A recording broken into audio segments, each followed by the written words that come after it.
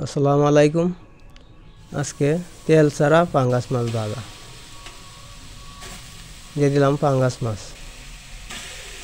মাছের একটা পেটের ভিতরে তেল থাকে, সেই তেলটা দিতে পারলে তেল লাগেই না, যেহেতু সেই তেলটা আগেই ভেজেছিলাম।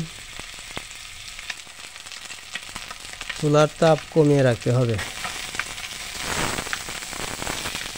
একটু বেশি কমিয়ে রাখতে হবে, না হয় পুড়ে যাবে নিচে।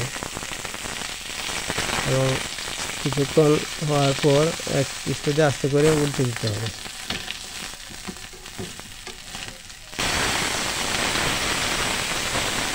পাঙ্গাস মাছ মাঝে মধ্যে খাওয়া যায়, প্রতিদিন খাইলে হয়তো ভালো লাগবে না।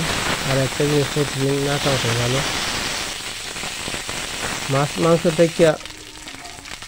মাংস থেকে মাছ অনেকটা ভালো আছে, তেল কম মাছের মধ্যে। আর মাছের তেলটা এটা শরীরের জন্য ভালো, স্বাস্থ্যের পক্ষে।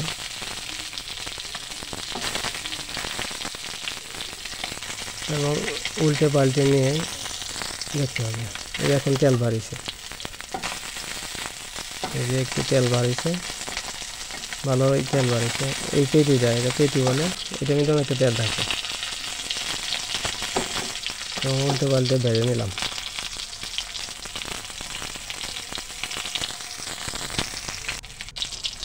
এবং মাছ ভাজা হয়ে গেছে। এখন দিয়ে দিব পেঁয়াজ রসুন কাঁচামরিচ। এই যে অনেকটাই তেল রয়ে গেছে,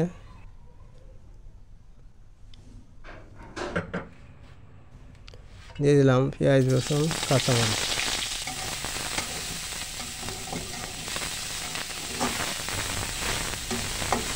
এভাবে মাছ ভেজে রাখলে 1-2 দিন রাখা যায়, জাল দেওয়া ঝামেলা লাগে না।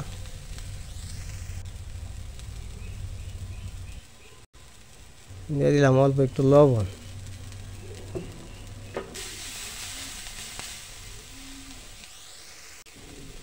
পাঙ্গাস মাছের পেটে যে তেলটা থাকে, সাদা একটা তেল থাকে, সেই তেল দিয়েই রান্না করা যায়।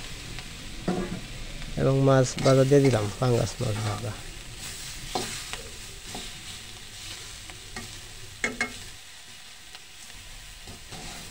ভিডিও ভালো লাগলে লাইক, কমেন্ট এবং সাবস্ক্রাইব করে আমাদের পাশেই থাকুন। বিপুল কুকিং বার চ্যানেলের পাশেই থাকুন।